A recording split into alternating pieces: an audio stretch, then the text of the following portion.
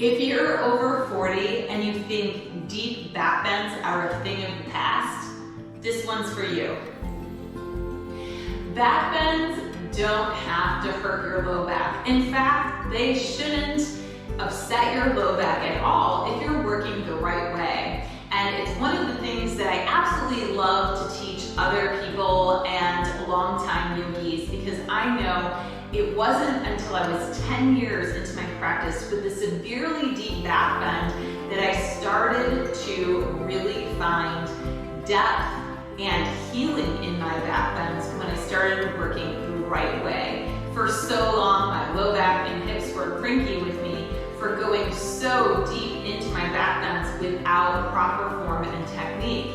What was missing was I was not moving into my mid-spine, my thoracic spine, in the right way. And so now one of the main things that I teach as a yoga teacher is how to get your back bending technique on point. And I have a lot of people, even folks that have really deep back bends, come to me and they think that they're working everything right. After we fix a few things, they feel so much more ease within their back bending practice, and they're able to let go of this push for depth, because the depth naturally comes.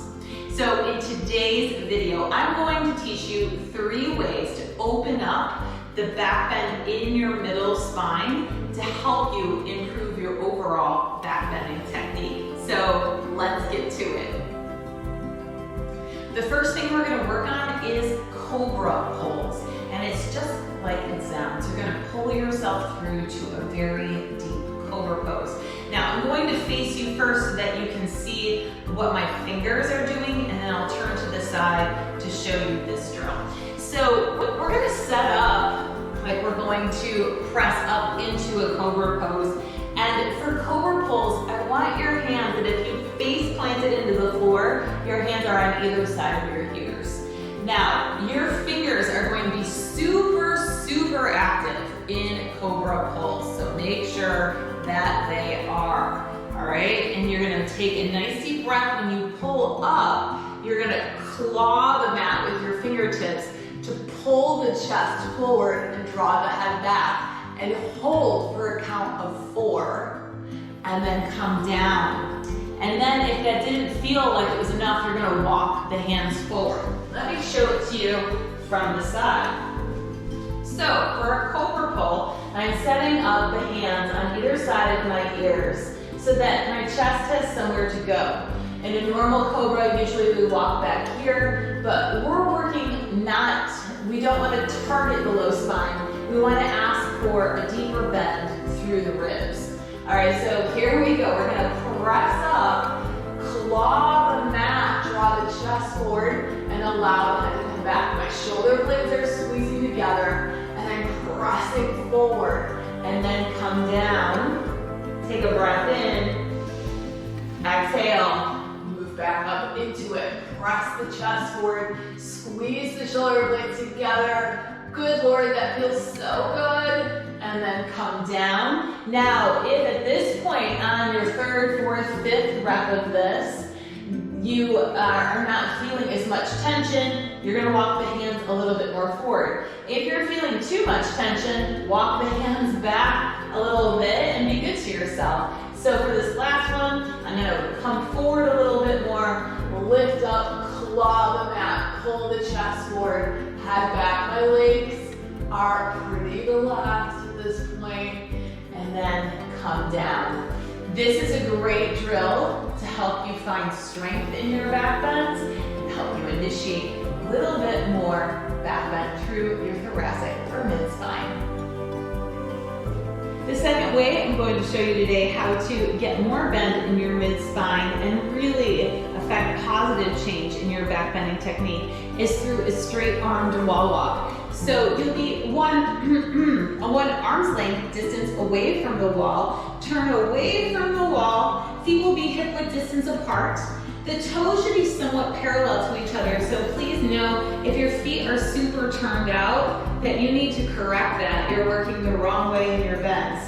So toes are somewhat parallel, maybe a little turned out, like the tiniest bit is all I really allow my students. From here, hands come to the ribs. You pull the elbows to face the back wall. Look up, lift your ribs up, and bring your hands to the wall. Now, it's not a normal wall walk. I'm a little too close, so I'm gonna walk away from the wall. And I'm gonna work to get my wrists in line with my shoulders. Elbows straight, knees straight, and breathe. Small sips of air. Stay with it. Keep the elbows straight. Contract your quad. Stay here. Now, if you can hold that for 8 to 10 breaths, you're going to start seeing some major changes, not only in your back bends, but in your shoulder mobility and the health of your shoulders. So keep the elbows straight. Work to get the wrists in line with the shoulders. That might not happen right away. All right, so be really kind to yourself. The arms are a little higher, but the elbows are straight. This is still great work. And then always remember, we always forget our legs in our back bends. So make sure while you're here that you're contracting the quad, that you're actively pulling the ribs away from the hips. And the final back bend I'm going to share with you today is a puppy press. But I'm going to be very, very specific about your form.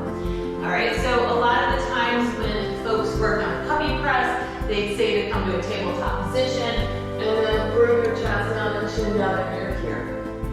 And who knows? No, I know. All right, so as you notice, my hips came a little forward, and what was happening was I was moving away from having to bend through my thoracic spine as much as I did if I kept my hip right over my knees. It is a lot more challenging and harder to find. All right, so if you're working alone, videotape yourself to see if you can keep your hips over your knees.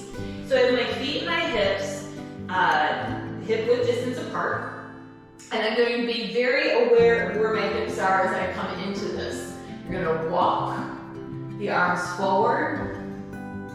Notice how slow I'm moving because I don't want the hips to pitch forward. I want to keep the hips as much as I can over the knees. Chest down, chin down, and I breathe into it. Now, if puppy presses are too much for you, open up your arms away from each other or bend the elbows. And I'm really having to work here.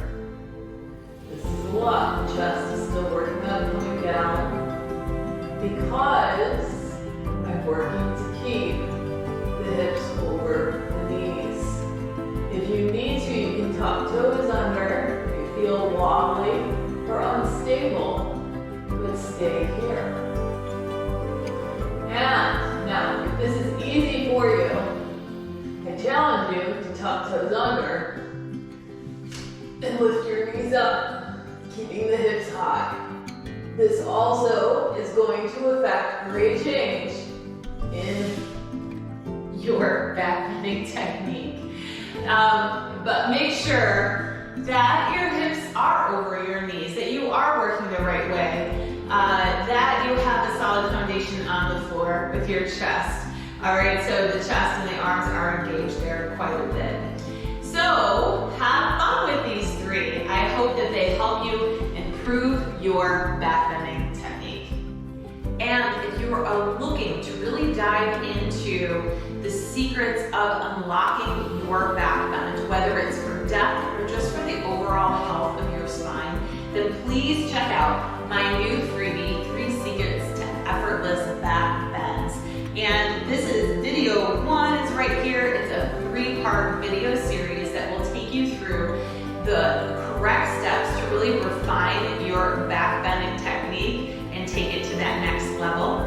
The link is below. Just go to toriG.yoga/backbends and you'll find the sign up for the freebie. I'll drop it right in your inbox for you.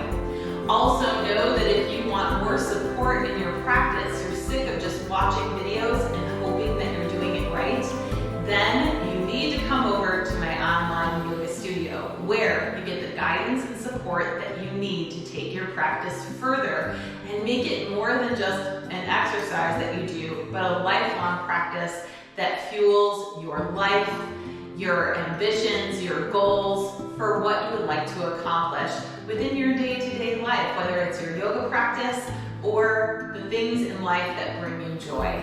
This is the space for you to accomplish all of those goals, because I'm not just your yoga teacher in that space, I am your personal yoga coach.